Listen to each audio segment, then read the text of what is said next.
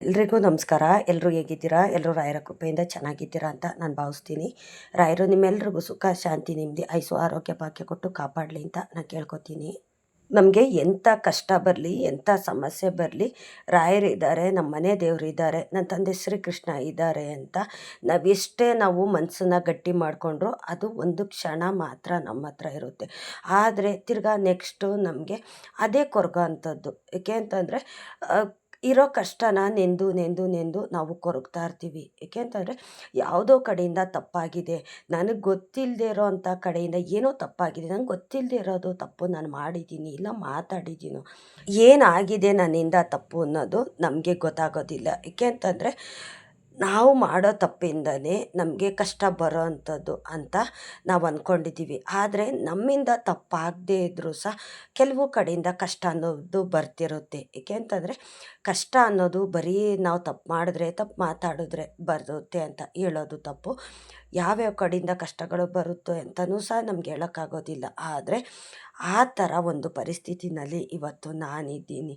ಏಕೆ ಅಂತಂದರೆ ನಾನು ನಂಬಿರೋ ರಾಯರಾಗಿರ್ಬೋದು, ನನ್ನ ಮನೆ ದೇವರಾಗಿರ್ಬೋದು, ನನ್ನ ತಂದೆ ಶ್ರೀಕೃಷ್ಣ ಆಗಿರ್ಬೋದು, ನನ್ನ ಜೊತೇಲಿದ್ದಾರೆ, ನನ್ನ ಜೊತೆಗೆ ಇದ್ದು ನನ್ನ ಕಷ್ಟನೆಲ್ಲ ನೋಡ್ತಿದ್ದಾರೆ. ನನಗೆ ಏನೋ ಒಂದು ಸಮಾಧಾನ ಅನ್ನೋದು ಅವ್ರು ಕೊಡ್ತಾರೆ. ಮನಸ್ಸನ್ನ ಗಟ್ಟಿ ಮಾಡ್ಕೋಬೇಕು ಅಂತ ಎಷ್ಟೇ ಪ್ರಯತ್ನ ಪಟ್ಟರು ಅದು ಒಂದು ಕ್ಷಣ ಮಾತ್ರ ನಾನು ಆ ಥರ ಒಂದು ಗಟ್ಟಿ ಮನಸ್ಸು ಮಾಡ್ತೀನಿ. ಆದರೆ ತಿರ್ಗಾ ನನಗೆ ನೆನಪಾಗ್ತಿರುತ್ತೆ, ಕೊರಗೋ ಥರ ಆಗ್ತಿರುತ್ತೆ. ನಾವಾಗಿ ನಾವು ಒಂದು ಕೆಲಸದಿಂದ ಬರೋದಾಗಿರ್ಬೋದು, ಇಲ್ಲ ಏನೋ ಒಂದು ಬಿಡೋದಾಗಿರ್ಬೋದು, ಈ ಥರ ಆದಾಗ ನಮಗೆ ಅದು ನೋವಾಗೋದಿಲ್ಲ. ಸುಮ್ಮನೆ ಈ ಥರ ಒಂದು ನಮ್ಮ ಜೀವನದಲ್ಲಿ ಘಟನೆಗಳು ನಡೆದಾಗ ಅದನ್ನೇ ಕೊರಗ್ತಾ ಇರ್ತೀವಿ. ಏನು ತಪ್ಪಾಯಿತು, ನಾನು ಯಾರಿಗೆ ಅನ್ಯಾಯ ಮಾಡಿದೆ, ಯಾರು ಋಣ ಕಿತ್ಕೊಂಡು ತಿಂದೆ ಅಂತ ನಾನು ನಿನ್ನೆಯಿಂದನೂ ಅಷ್ಟೇ ಇದ್ರ ಬಗ್ಗೆನೇ ನಾನು ಕೊರಗ್ತಾ ಇದ್ದೀನಿ. ನನಗೆ ಹುಷಾರಿರಲಿಲ್ಲ, ಅದರಲ್ಲೂ ಸಹ ನನಗಿದ್ದನ್ನೇ ಕೊರಗೋ ಥರ ಆಗಿಬಿಟ್ಟಿದೆ. ನಾನು ದೇವ್ರ ಮುಂದೆ ಕೂತ್ಕೊಂಡು ಸಹ ಕಣ್ಣೀರು ಹಾಕ್ತಾಯಿದ್ದೀನಿ. ಇವತ್ತು ನಾನು ದೇವಸ್ಥಾನಕ್ಕೆ ಹೋಗಿದ್ದೆ, ಅಂದರೆ ಕೃಷ್ಣನ ದೇವಸ್ಥಾನಕ್ಕೆ ಹೋಗಿದ್ದೆ. ನಾನು ಮೊನ್ನೆನೂ ಸಹ ಹೋಗಿ ಬಂದಿದ್ದೆ. ಆದರೂ ನನಗೆ ತಡ್ಕೊಳಕ್ಕಾಗ್ತಿರ್ಲಿಲ್ಲ. ನನಗೆ ದೇವ್ರ ಮುಂದೆ ಕೂತ್ಕೊಂಡು ನಾನು ಹೇಳ್ಕೋಬೇಕು, ಅಳಬೇಕು, ಮನಸ್ಪೂರ್ವಕವಾಗಿ ಹತ್ಬಿಡ್ಬೇಕು ಅಂತ ನಾನು ಇವತ್ತು ಹೊರಟೆ. ಅಂದರೆ ಕೃಷ್ಣನ ದೇವಸ್ಥಾನ ಅಂದರೆ ಹತ್ರ ಇರೋವಂಥದ್ದಲ್ಲ, ತುಂಬ ದೂರ. 2 ಬಸ್ಸು ಮತ್ತು 2 ಆಟೋ ಚೇಂಜ್ ಮಾಡಿ ಹೋಗೋವಂಥದ್ದು. ಬೆಳಗ್ಗೆ ಹೋದರೆ ನಾನು ಬರೋದೇ ಸಂಜೆ ಆಗುತ್ತೆ. ಆ ಥರ ಇದ್ದರೂ ಸಹ ನಾನು ವಾರಕ್ಕೊಂದು ದಿವಸ ಇಲ್ಲ 2 ವಾರಕ್ಕೊಂದು ದಿವಸ ನಾನು ಹೋಗ್ತಾ ಇರ್ತೀನಿ ಯಾವಾಗಲೂ ಅಷ್ಟೇ. ಇವತ್ತು ಹೋಗಲೇಬೇಕು ಅಂತ ನನ್ನ ತಂದೆ ನನಗೆ ಅನುಗ್ರಹ ಮಾಡಿದರು. ಹಂಗಾಗಿ ನಾನು ಹೋಗಿದ್ದಂಥದ್ದು. ಗೊತ್ತಿಲ್ಲ ಏನಾಗ್ತಿದೆ ನಮ್ಮ ಜೀವನದಲ್ಲಿ ಅನ್ನೋದು ಸಹ ನಮಗೆ ಗೊತ್ತಿರೋದಿಲ್ಲ. ಎಲ್ಲ ದೇವ್ರಿಗೆ ಗೊತ್ತಿರುತ್ತೆ. ಯಾರು ನಮ್ಮ ಜೀವನದಲ್ಲಿ ನಮಗೆ ಕಲ್ಲು ಮುಳ್ಳಾಗಿರ್ತಾರೋ ಅವ್ರಿಗೆ ಗೊತ್ತಿರುತ್ತೆ. ನಮ್ಗೆ ಕೇಡು ಬಯಸ್ತಿರ್ತಾರಲ್ಲ ಅವ್ರಿಗೆ ಗೊತ್ತಿರುತ್ತೆ. ದೇವ್ರುಗಳಿಗೆ ಗೊತ್ತಿರುತ್ತೆ. ನಮಗಂತೂ ಏನೂ ಗೊತ್ತಿರೋದಿಲ್ಲ. ನಾನು ದೇವ್ರ ಹತ್ರ ಕೂತ್ಕೊಂಡು ಕೇಳ್ಕೊಂಡಿದ್ದೆಷ್ಟು, ನನ್ನಿಂದ ಏನಾದರೂ ತಪ್ಪಾಗಿದ್ದರೆ ದಯವಿಟ್ಟು ಕ್ಷಮಿಸು, ನೀನು ಹೊಟ್ಟೆಗೆ ಹಾಕೋ. ಏಕೆ ಅಂತಂದರೆ ನಾನು ತಿಳಿದು ನಾನು ತಪ್ಪು ಮಾಡೋದಿಲ್ಲ. ಗೊತ್ತಿಲ್ದಿರ ನಮ್ಮಿಂದ ಏನಾದರೂ ತಪ್ಪಾಗಿದ್ದರೆ ನಿನ್ನ ಹೊಟ್ಟೆಗೆ ನಿನ್ನ ಪಾದಕ್ಕೆ ಹಾಕೋ ಭಗವಂತ. ಆದರೆ ಶಿಕ್ಷೆ ಮಾತ್ರ ಕೊಡಬೇಡ, ಶಿಕ್ಷೆ ಅನುಭವಿಸೋಕ್ಕಾಗೋದಿಲ್ಲ. ಸುಖ ಬಂದಾಗ ನಾವು ಸ್ವೀಕಾರ ಮಾಡ್ತೀವಿ, ಅನುಭವಿಸ್ತೀವಿ ಅದನ್ನು. ಆದರೆ ಕಷ್ಟ ಬಂದಾಗ ಒಂದು ಹುಲ್ಲು ಕಡ್ಡಿಯಷ್ಟು ನಮಗೆ ತಡ್ಕೊಳಕ್ಕಾಗೋದಿಲ್ಲ.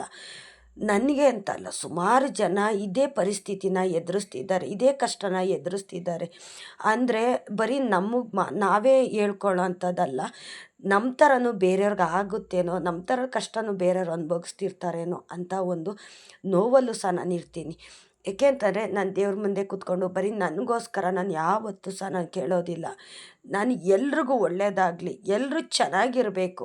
ಏಕೆ ಅಂತಂದರೆ ಭೂಮಿ ಮೇಲೆ ಬರೋದಕ್ಕೆ ಭಗವಂತನ ಇಚ್ಛೆ ಆಗಿರಬೇಕು. ನಾವು ಭೂಮಿ ಮೇಲೆ ಬರೋದಕ್ಕೆ ಒಬ್ಬ ಮನುಷ್ಯನು ಇಚ್ಛೆ ಆಗಿರೋದಿಲ್ಲ, ದೇವ್ರ ಇಚ್ಛೆ ಆಗಿರಬೇಕು. ಹಂಗಾಗಿ ಭೂಮಿ ಮೇಲೆ ಬರೋದಕ್ಕೆ ಭಗವಂತ ನಿಶ್ಚಯ ಮಾಡಿರ್ತಾರೆ. ಹಂಗಾಗಿ ನಾವು ಭೂಮಿ ಮೇಲೆ ಬರೋ ಕಷ್ಟ ಯಾವ ಕಡೆಯಿಂದ ಬರುತ್ತೆ ಅಂತ ಹೇಳೋಕ್ಕಾಗೋದಿಲ್ಲ. ದೇವರೇ ಎಲ್ಲ ನೀನು ಪಾದಕ್ಕೆ ಹಾಕೋ, ನಿನ್ನ ಹೊಟ್ಟೆಗೆ ಹಾಕೋ. ನಾವು ತಿಳಿದನೋ ತಪ್ಪು ಮಾಡಿದರೆ ದಯವಿಟ್ಟು ಕ್ಷಮಿಸು, ಅದಕ್ಕೆ ಶಿಕ್ಷೆ ಮಾತ್ರ ಕೊಡಬೇಡ ಅಂತ ನಾವು ಕೇಳ್ಕೊತೀವಿ. ಆದರೆ ಕೆಲವು ಕಡೆಯಿಂದ ನಮಗೆ ಈ ಥರ ಸಮಸ್ಯೆ ಅನ್ನೋದು ಬಂದಾಗ ನಾವು ದೇವ್ರ ಹತ್ರ ಹೋಗಲೇಬೇಕು, ದೇವ್ರ ಹತ್ರ ನಾವು ನಮ್ಮ ಕಷ್ಟನ ಹೇಳ್ಕೊಳ್ಳೇಬೇಕು. ನನಗಿವತ್ತು ತುಂಬ ಅಂದರೆ ತುಂಬಾ ಬೇಜಾರಾಗೋಯಿತು ನನಗೆ. ಏಕೆ ಅಂತಂದರೆ ಮನೆಯಲ್ಲೂ ನನಗೆ ಇರೋದಕ್ಕಾಗ್ತಿರ್ಲಿಲ್ಲ. ಏಕೆಂತಂದರೆ ನನಗೆ ಮನೆಯಲ್ಲಿ ಇದ್ದು ಜಾಸ್ತಿ ಅಭ್ಯಾಸ ಇಲ್ಲ.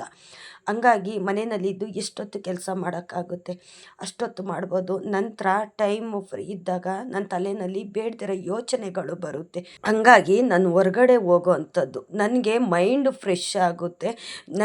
ನಾನು ಹೊರಗಡೆ ಹೋಗಿ ದುಡಿಯೋದ್ರಿಂದ ನನಗೆ ಹಲವಾರು ರೀತಿಯಲ್ಲಿ ನನಗೆ ಒಳ್ಳೆಯದೇ ಆಗ್ತಿದೆ. ನನಗೆ ಎಲ್ಲ ಕಡೆಯಿಂದನೂ ನನಗೆ ಒಳ್ಳೆಯದೇ ಆಗ್ತಿದೆ. ಆದರೆ ಇದ್ದಕ್ಕಿದ್ದಾಗೆ ನನ್ನ ಜೀವನದಲ್ಲಿ ಈ ಥರ ನಡೀತಲ್ಲ, ಯಾಕೆ ದೇವರೇ ಅಂತ ನಾನು ಕೇಳ್ಕೊಂಡಾಗ ನನಗೆ ಯಾವ ಕಡೆಯಿಂದನೂ ಅಷ್ಟೇ ಸೂಚನೆ ಅನ್ನೋದು ಬಂದಿಲ್ಲ. ಆದರೆ ನಾನು ಬೆಳಗ್ಗೆ ಹೋಗಿ ದೇವಸ್ಥಾನಕ್ಕೆ ತಿರ್ಗಾ ಬಂದು ಸಂಜೆ ದೀಪ ಹಚ್ಚೋಷ್ಟೊತ್ತಿಗೆ ನನ್ನ ಮನೆ ದೇವರು ಅಂದರೆ ನಮ್ಮ ಮನೆ ದೇವರು ವಾರ ಇವತ್ತು ನಾನು ಬೆಳಗ್ಗೆ ಬೇಗ 5 ಗಂಟೆಗೆ ಎದ್ದು ಪೂಜೆನೆಲ್ಲ ಮುಗಿಸಿ ನಾನು ಬೆಳಗ್ಗೆ ಬೇಗನೆ ಮನೆ ಬಿಟ್ಟು ದೇವಸ್ಥಾನಕ್ಕೆ ಹೊರಟಿದ್ದಂಥದ್ದು. ಬೆಳಗ್ಗೆ ಪ್ರಸಾದ ನಮ್ಮ ಮನೆ ದೇವ್ರು ಕೊಟ್ಟಿರಲಿಲ್ಲ. ಆದರೆ ಆ ಕಡೆಯಿಂದ ನಾನು ಬಂದು ಸಂಜೆ ದೀಪ ಹಚ್ಚಬೇಕಾದ್ರೆ ನಮ್ಮ ಮನೆ ದೇವರು ನನಗೆ ಪ್ರಸಾದ ಕೊಟ್ಟಿದ್ದರು. ನನಗೆ ಅದು ಒಳ್ಳೆ ರೀತಿನಲ್ಲ ಕೆಟ್ಟ ರೀತಿನಲ್ಲ ಅಂತ ನನಗಂತೂ ಗೊತ್ತಿಲ್ಲ. ಆದರೆ ಪ್ರಸಾದ ಕೊಟ್ಟಿದ್ದಾರಲ್ಲ ಒಳ್ಳೆಯದಕ್ಕೆ ಅಂತ ನಾನು ಅಂದ್ಕೊಂಡಿದ್ದೀನಿ. ಆಗೋದಿಲ್ಲ ಒಳ್ಳೆಯದಕ್ಕೆ. ನನ್ನ ಜೀವನದಲ್ಲಿ ಏನೇ ಒಂದು ಕೆಟ್ಟ ಘಟನೆ ನಡೆದ್ರು ಒಳ್ಳೆ ಘಟನೆ ನಡೆದ್ರು ಅದೆಲ್ಲ ನಿನ್ನ ಪಾದಕ್ಕೆ ಹಾಕಿದ್ದೀನಿ ಭಗವಂತಕ್ಕೆ ಅಂತಂದರೆ ಮೊದಲದಾಗಿ ನಾನು ನಂಬೋದೇ ನನ್ನ ಮನೆ ದೇವರು. ನನಗೆ ಇವತ್ತು ನಮ್ಮ ಮನೆ ದೇವ್ರಿಗೆ ಹೋಗಬೇಕು ಅಂತ ಅಂದ್ಕೊಂಡೆ. ನನಗೆ ಇವತ್ತು ಕೃಷ್ಣನ ದೇವಸ್ಥಾನಕ್ಕೆ ಹೋಗಬೇಕು. ಏಕೆ ಅಂತಂದರೆ ನಾನು ಕೃಷ್ಣನ ತುಂಬ ಅಂದರೆ ತುಂಬ ನಂಬ್ತೀನಿ. ರಾಯರನ್ನ ಎಷ್ಟು ನಂಬ್ತೀನೋ ಶ್ರೀಕೃಷ್ಣನ ಅಷ್ಟೇ ನಂಬ್ತೀನಿ. ಇವತ್ತು ಹೋಗಲೇಬೇಕು ಅಂತ ನಾನು ಹೋಗಿದ್ದಂಥದ್ದು. ನೆಕ್ಸ್ಟ್ ವಾರ ನನ್ನ ಮನೆ ದೇವ್ರಿಗೆ ನಾನು ಹೋಗ್ತೀನಿ. ಕೆಲ್ಸಕ್ಕೆ ಹೋಗಿಲ್ಲ ಅಂತಂದರೆ ನನಗೆ ಮನೆಯಲ್ಲಿ ಇರೋದಕ್ಕಾಗ್ತಿಲ್ಲ. ಮತ್ತು ನೋವನ್ನ ನನಗೆ ಮರೆಯೋದಕ್ಕಾಗ್ತಿಲ್ಲ. ನನಗೆ ಅಳಬೇಕು ಅನಿಸುತ್ತೆ. ದೇವ್ರ ಮುಂದೆ ಕೂತ್ಕೊಂಡು ಮನಸ್ಪೂರ್ವಕವಾಗಿ ಹತ್ತು ಬಿಡಬೇಕು ಅನಿಸುತ್ತೆ. ಆದರೆ ನಾನು ಅಳೋದು, ನನ್ನನ್ನು ನೋಡಿ ನನ್ನ ಮಕ್ಕಳು ನನ್ನ ಗಂಡ ಬೇಜಾರು ಮಾಡ್ಕೊಳ್ಳೋದು, ನನಗೆ ಅದನ್ನೆಲ್ಲ ನೋಡೋಕ್ಕಾಗೋದಿಲ್ಲ. ನಾನು ಒಳ್ಳೊಳಗೆ ನನ್ನ ಪಾಡಿಗೆ ನಾನು ಅಳ್ತಾ ಇರ್ತೀನಿ. ಏಕೆಂತಂದರೆ ಮನೆಯಲ್ಲಿ ಇದ್ದು ನನಗೆ ಅಭ್ಯಾಸ ಇಲ್ವಲ್ಲ. ಹೊರಗಡೆ ಹೋಗಿ ಕೆಲಸ ಮಾಡಿಕೊಂಡು 4-6 ಜನ ಜೊತೆ ಬೆರೆತು ಬಂದರೆ ನನಗೇನೋ ಒಂಥರ ಮನಸ್ಸಿಗೆ ಸಮಾಧಾನ ಆಗುತ್ತೆ. ನನಗೆ ಮೈಂಡ್ ಫ್ರೆಶ್ ಆಗುತ್ತೆ. ನನಗೆ ಟೈಮು ಫ್ರೀ ಇರೋದಿಲ್ವಲ್ಲ. ಹಂಗಾಗಿ ನನಗೆ 5 ನಿಮಿಷ ಟೈಮ್ ಸಿಕ್ಕೋರು ಸಾಕು. ನಾನು ಏನಾದರೂ ಒಂದು ಕೆಲಸ ಅನ್ನೋದು ಮಾಡ್ತಿರ್ತೀನಲ್ಲ, ಹಂಗಾಗಿ ಬೇಡದಿರೋ ಯೋಚನೆ ನನ್ನಲ್ಲಿ ಬರೋದಿಲ್ಲ. ನಾನು ಯೋಚನೆನೂ ಸಹ ಮಾಡೋಕ್ಕೋಗೋದಿಲ್ಲ. ನನಗೆ ನಿನ್ನೆ ನೈಟು 3 ಗಂಟೆ ತನಕನೂ ನನಗೆ ನಿದ್ದೆ ಬರಲಿಲ್ಲ. ಮನಸ್ಸಿನಲ್ಲಿ ಏನೋ ಒಂದು ಯೋಚನೆ ಇತ್ತು ಅಂದರೂ ಸಾಕು, ಏನೋ ಯೋಚನೆ ಬಂದುಬಿಟ್ರೂ ಸಾಕು, ನನಗೆ ನಿದ್ದೆ ಊಟ ಎಲ್ಲನೂ ಸಹ ಬಿಟ್ಟೋಗುತ್ತೆ. ನನ್ನಿಂದ ದೂರ ಆಗಿಬಿಡುತ್ತೆ. ಹಶ್ವಾಗೋದಿಲ್ಲ, ನಿದ್ದೆ ಬರೋದಿಲ್ಲ. ಈ ಥರ ಎಲ್ಲ ಒಂದು ನೋವನ್ನು ನಾನು ಅನುಭವಿಸ್ತೀನಿ. ನನ್ನ ಥರನೇ ಸಾಕಷ್ಟು ಜನ ನೋವನ್ನು ಅನುಭವಿಸ್ತಿರ್ತಾರೆ. ಅದಕ್ಕೋಸ್ಕರ ನಾನು ದೇವ್ರ ಹತ್ರ ಕೇಳ್ಕೊಳ್ಳೋದೆಷ್ಟು, ಭಗವಂತ ಭೂಮಿಗೆ ಬರೋದಕ್ಕೆ ನಿಮ್ಮ ಇಚ್ಛೆ ಆಗಿದೆ. ಆದರೆ ಭೂಮಿಗೆ ನಾವು ಬಂದ ನಂತರ ನಮಗೆ ಹಲವಾರು ರೀತಿಯಲ್ಲಿ ಕಷ್ಟ ಅನ್ನೋದು ಬರ್ತಿರುತ್ತೆ. ಆ ಕಷ್ಟನ ನೀವೇ ದೂರ ಮಾಡಬೇಕು. ಯಾರಿಂದ ಯಾವ ಕಡೆಯಿಂದ ಕಷ್ಟ ಬರುತ್ತೆ ಅಂತ ನಿಮಗೆ ಗೊತ್ತಿರುತ್ತಲ್ಲ. ನೀವೇ ನೋಡ್ಕೊಳ್ಳಿ ತಂದೆ. ನಮ್ಮ ಕೈಲಿ ಏನೂ ಇಲ್ಲ, ನಮ್ಮ ಕೈಲಿ ಏನೂ ಮಾಡೋಕ್ಕಾಗೋದಿಲ್ಲ. ನಾನು ಮನೇಲಿರೋದಕ್ಕೂ ನಿಮ್ಮ ಅನುಗ್ರಹ ಇರಬೇಕು. ನಾನು ಹೊರಗಡೆ ಹೋಗಿ ದುಡಿಬೇಕು ಅಂತಲೂ ನಿಮ್ಮ ಅನುಗ್ರಹ ಇರಬೇಕು. ನನ್ನ ಸಂಸಾರ ಚೆನ್ನಾಗಿರಬೇಕು ಅನ್ನೋದು ನಿಮ್ಮ ಅನುಗ್ರಹ ಇರಬೇಕು. ನಿಮ್ಮ ಅನುಗ್ರಹದಿಂದನೇ ಎಲ್ಲವೂ ನಡೆಯೋದು. ನಮ್ಮಿಷ್ಟದಂತೆ ಏನೂ ಸಹ ನಡೆಯೋಕ್ಕಾಗೋದಿಲ್ಲ. ನಾವು ಏನೇ ಒಂದು ಅಂದ್ಕೊಂಡು ಸಹ ಅದು ಆಗೋದಿಲ್ಲ. ದೇವ್ರ ಇಚ್ಛೆ ಆಗಿರಬೇಕು. ಅದು ನಮ್ಗೆ ಬರುತ್ತಾ ಬರಲ್ವಾ ಅನ್ನೋದು ಸಹ ಭಗವಂತನ ಇಚ್ಛೆ ಆಗಿರುತ್ತೆ. ಹಂಗಾಗಿ ಆಗೋದೆಲ್ಲ ಒಳ್ಳೆಯದಕ್ಕೆ ಅಂತ ನಾನು ಅಂದ್ಕೊಂಡಿದ್ದೀನಿ. ಆದರೂ ಕೆಲವು ಟೈಮಲ್ಲಿ ಮನಸ್ಸನ್ನು ಗಟ್ಟಿ ಮಾಡ್ಕೋತೀನಿ. ಬೇರೆ ಟೈಮಲ್ಲಿ ನನಗೆ ಯೋಚನೆ ಅನ್ನೋದು ಬಂದುಬಿಡುತ್ತೆ. ಮನೆಯಲ್ಲಿ ಜನ ಇದ್ದಾಗ ಇದನ್ನೆಲ್ಲ ನಾನು ಮರ್ತು ಬಿಡ್ತೀನಿ. ಯಾರೂ ಇಲ್ಲದೆ ಇದ್ದಾಗ ನನಗೆ ಅಳುನೇ ನನಗೆ ಬರೋವಂಥದ್ದು. ನಾನು ಬಾಯಿ ಬಿಟ್ಟು ಏನೂ ಸಹ ಹೇಳ್ಕೊಳಕ್ಕೆ ಹೋಗೋದಿಲ್ಲ. ದೇವ್ರ ಮುಂದೆ ಕೂತ್ಕೊಂಡು ನನ್ನ ಕಣ್ಣೀರು ಮುಖಾಂತರನೇ ದೇವ್ರಿಗೆ ನಾನು ಹೇಳ್ಕೊಳ್ಳೋವಂಥದ್ದು. ದೇವರಿದ್ದಾರೆ, ನಾನು ನಂಬಿರೋ ರಾಯರಿದ್ದಾರೆ, ನನ್ನ ತಂದೆ ಶ್ರೀಕೃಷ್ಣ ಇದ್ದಾರೆ, ನನ್ನ ಮನೆ ದೇವರಿದ್ದಾರೆ ಅಂತಲೇ ನಾನು ಅಂದ್ಕೊಂಡು ನನ್ನ ಜೀವನ ಮಾಡೋವಂಥದ್ದು. ಏಕೆಂತಂದರೆ ನನ್ನಿಂದ ಯಾರಿಗೂ ತೊಂದರೆ ಆಗೋದಿಲ್ಲ. ಬೇರೆಯವ್ರು ನನಗೆ ತೊಂದರೆ ಕೊಡ್ತಾರಲ್ಲ, ಅವರು ನೀವೇ ನೋಡ್ಕೊಳ್ಳಿ ಅಂತ ನಾನಿವತ್ತು ದೇವ್ರ ಮುಂದೆ 1 ಗಂಟೆ ಕೂತಿದ್ದೀನಿ. 1 ಗಂಟೆ ಎಲ್ಲ ಜಾಸ್ತಿ ಹೊತ್ತೇ ಕೂತ್ಬಿಟ್ಟಿದ್ದೀನಿ. ನಾನು ಕೂತ್ಕೊಂಡು ನನ್ನ ಕಣ್ಣೀರು ಹಾಕ್ಬಿಟ್ಟಿದ್ದೀನಿ. ಯಾರಾದರೂ ನೋಡಲಿ, ಏನಾದರೂ ಅಂದ್ಕೊಳ್ಳಿ, ನನಗೆ ದುಃಖ ತಡೆಯೋಕ್ಕಾಗಲಿಲ್ಲ. ಕೂತ್ಕೊಂಡು ನಾನು ಮನಸ್ಪೂರ್ವಕವಾಗಿ ನಾನು ಮುಖನ 2 ಕೈಲೂ ಮುಚ್ಕೊಂಡು ನಾನು ಹತ್ತಿದಂಥದ್ದು. ನನ್ನ ಕಣ್ಣೀರು, ನನ್ನ ನೋವು ದೇವ್ರಿಗೆ ಮುಟ್ಟಿರುತ್ತೆ. ಏಕೆ ಅಂತಂದರೆ ಜನಕ್ಕೆ ನಮ್ಮ ಕಣ್ಣೀರು ಕಾಣಿಸಿಲ್ಲ ಅಂದರೂ ಪರವಾಗಿಲ್ಲ, ದೇವ್ರಿಗೆ ಕಾಣಿಸುತ್ತಲ್ಲ. ದೇವರೇ ನಿರ್ಧಾರ ಮಾಡ್ತಾರೆ ಯಾರಿಗೆ ಎಷ್ಟು ಕೊಡಬೇಕು, ಯಾರಿಗೆ ಏನು ಮಾಡಬೇಕು ಅನ್ನೋದು ಸಹ ಭಗವಂತನ ಇಚ್ಛೆ ಆಗಿರುತ್ತೆ. ನಮ್ಮಿಷ್ಟದಂಗೆ ನಾವೇನು ಸಹ ಮಾಡೋಕ್ಕಾಗೋದಿಲ್ಲ. ಆದರೆ ಕೆಲವು ಟೈಮಲ್ಲಿ ಇದನ್ನು ನನಗೆ ಜೀರ್ಣ ಮಾಡ್ಕೊಳ್ಳೋದಕ್ಕೂ ಆಗೋದಿಲ್ಲ. ಯಾಕೆ ಈ ಥರ ಆಯಿತು, ಏನು ನನ್ನಿಂದ ತಪ್ಪಾಯಿತು ಅಂತ 2 ದಿವಸದಿಂದನೂ ನಾನು ಬಿಡ್ದಿರ ನಾನು ಇದನ್ನೆಲ್ಲ ಯೋಚನೆ ಮಾಡ್ತಾ ಇದ್ದೀನಿ. ಗೊತ್ತಾಗ್ತಿಲ್ಲ ನನ್ನಿಂದ ಏನು ತಪ್ಪಾಗಿದೆ ಅಂತ ಗೊತ್ತಿಲ್ಲ. ದೇವ್ರ ಇಚ್ಛೆನೇ ಆಗಿತ್ತಾ ಇಲ್ಲ ಜನದ್ದು ಮೋಸ ಸಂಚು ಇಲ್ಲಿ ನಡೆದಿದೆಯಾ ಅನ್ನೋದು ಸಹ ನನಗೆ ಗೊತ್ತಾಗ್ತಿಲ್ಲ. ಆಗೋದೆಲ್ಲ ಒಳ್ಳೆಯದಕ್ಕೆ. ನನಗಂತೂ ಆದಷ್ಟು ಬೇಗ ನಾನು ಹೊರಗಡೆ ಹೋಗಬೇಕು. 4 ಜನದ ಎದುರುಗಡೆ ಬೆರೆತು ನಾನು ಕೆಲಸ ಮಾಡಿದ್ರೇ ನನಗೆ ಸಮಾಧಾನ ಆಗೋದು. ನಾನು ದೇವ್ರ ಹತ್ರ ಕೇಳ್ಕೊಳ್ಳೋದು ಎಷ್ಟು, ಮನೆಯಲ್ಲಿ ಇದ್ದಷ್ಟು ನನಗೆ ಚಿಂತೆ ಅನ್ನೋದು ಕಾಡ್ತಿರುತ್ತೆ. ಬೇಡದಿರೋ ಯೋಚನೆಗಳು ಬರುತ್ತೆ. ನನಗೆ ಯಾರ್ಯಾರು ಮೋಸ ಮಾಡಿದ್ದಾರೋ, ಯಾರು ಅನ್ಯಾಯ ಮಾಡಿದ್ದಾರೋ ಅದನ್ನೆಲ್ಲ ನೆನೆಸ್ಕೊಂಡು ಯಾವಾಗಲೂ ಸಹ ಅಳ್ತಾ ಇರ್ತೀನಿ. ಹಂಗಾಗಿ ನನ್ನ ಮನೆಯಿಂದ ಹೊರಗಡೆ ಹೋಗಬೇಕು ತಂದೆ, ನಾನು ದುಡಿಬೇಕು ಅಂತಲೂ ನಾನು ಇಷ್ಟು ಕೇಳ್ಕೊಂಡು ಬಂದೆ. ನೋಡೋಣ, ದೇವರಿದ್ದಾರೆ, ದೇವ್ರ ಮೇಲೆ ನಾನು ಭಾರ ಹಾಕಿದ್ದೀನಿ. ಯಾವತ್ತೂ ನನಗೆ ಅನುಗ್ರಹ ಮಾಡ್ತಾರೆ ಅಂತ ನಾನು ಕಾಯ್ತಾ ಇದ್ದೀನಿ. ಯಾಕೆಂತಂದರೆ ನಾನು ನಂಬಿರೋ ನನ್ನ ತಂದೆ ರಾಯರು ಬಿಡೋದಿಲ್ಲ. ನನ್ನ ಮನೆ ದೇವರು ನನ್ನನ್ನು ಬಿಡೋದಿಲ್ಲ. ನನ್ನನ್ನು ಏನು ಇಲ್ದೋಳನ್ನ ಇವತ್ತು ಈ ಮಟ್ಟಕ್ಕೆ ತೊಗೊಂಡು ಬಂದಿದ್ದಾರೆ ಅಂದರೆ ದೇವ್ರುಗಳೇ ಕಾರಣ. ಜನದಿಂದ ನಮಗೆ ಒಳ್ಳೇದಾಗ್ಬೋದು, ಆದರೆ ದೇವ್ರ ಅನುಗ್ರಹ ಅಲ್ಲಿರುತ್ತೆ. ಹಂಗಾಗಿ ಜನದ ಮುಖಾಂತರನೇ ದೇವ್ರು ಬಂದು ನಮಗೆ ಅನುಗ್ರಹ ಮಾಡೋವಂಥದ್ದು. ಸಾಕಷ್ಟು ಜನರಿಂದ ನನಗೆ ಒಳ್ಳೆಯದು ಆಗಿದೆ, ಅದೇ ರೀತಿ ಕೆಟ್ಟದ್ದು ಸಹ ಆಗಿದೆ. ಕೆಟ್ಟದ್ದನ್ನು ನಾನು ಮರೆಯೋದಕ್ಕೆ ಪ್ರಯತ್ನ ಪಡ್ತೀನಿ. ಯಾರು ನನಗೆ ಒಳ್ಳೇದು ಮಾಡಿದ್ದಾರೋ ಅದನ್ನು ನಾನು ದಿನದಲ್ಲಿ ಒಂದು ಕ್ಷಣನಾದರೂ ನಾನು ನೆನೆಸ್ಕೋತೀನಿ. ದೇವ್ರಿಗೆ ದೀಪ ಹಚ್ಬೇಕಾದ್ರೆ ನನ್ನ ಕಷ್ಟಕ್ಕೆ ಯಾರ್ಯಾರು ಆಗಿದ್ದಾರೋ, ಯಾರ್ಯಾರು ಒಂದು ತುತ್ತು ಅನ್ನ ಕೊಟ್ಟಿದ್ದಾರೋ, ಒಂದು ಗ್ಲಾಸ್ ನೀರು ಕೊಟ್ಟಿದ್ದಾರೋ ಅವ್ರನ್ನೆಲ್ಲ ನೆನೆಸ್ಕೊಂಡೆ ನಾನು ದೀಪ ಹಚ್ಚೋದು. ನನ್ನ ಕಷ್ಟಕ್ಕೆ ಯಾರಾಗಿದ್ದಾರೋ ಅವ್ರ ಮನೆ ಬೆಳಗು ಭಗವಂತ. ಅವ್ರ ಕಷ್ಟ ನಷ್ಟ ಎಲ್ಲ ದೂರ ಮಾಡು. ಅವ್ರ ಇಷ್ಟಾರ್ಥಗಳನ್ನೆಲ್ಲ ನೀನು ಈಡೇರಿಸ್ಬೇಕು ಅಂತ ನಾನು ಇಷ್ಟನ್ನೇ ದೇವ್ರ ಹತ್ರ ಕೇಳ್ಕೊಳ್ಳೋ ಅಂಥದ್ದು. ನನ್ನ ಶತ್ರುಗೂ ಸಹ ನಾನು ಕೇಳಿ ಬಯಸೋದಿಲ್ಲ. ಯಾಕೆಂತಂದರೆ ನನ್ನ ಶತ್ರುಗಳಾದವರು ಸಹ ನನ್ನ ಹತ್ರ ಮಾತಾಡಿಕೊಂಡು ಬರ್ತಿದ್ದಾರೆ. ನನ್ನ ಪ್ರೀತಿ ಬಯಸಿ ಅವ್ರು ಬರ್ತಿದ್ದಾರೆ ಅಂತಂದರೆ ಇದೆಲ್ಲ ದೇವ್ರ ಇಚ್ಛೆನೇ ಅಲ್ವಾ, ನಮ್ಮ ಇಚ್ಛೆ ಏನೂ ಅಲ್ಲ.